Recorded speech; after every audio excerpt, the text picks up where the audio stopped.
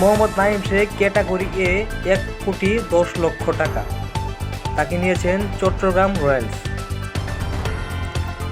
তৌহিদ Hridoy B category price 92 lakh টাকা, তাকে নিয়েছেন রংপুর রাইডার্স।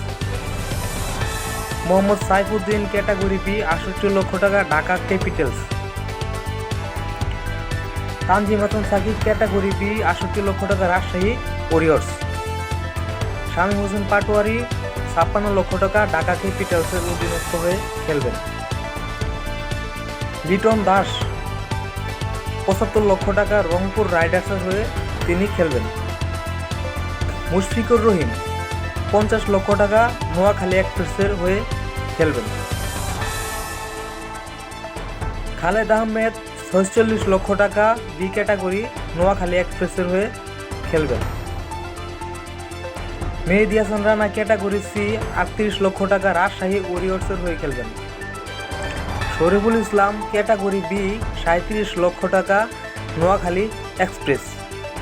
পরবর্তীতে আরও প্লেয়ার নিলাম হওয়ার বাকি আছে, তাদের ফলাফল ঘোষণা করা হবে।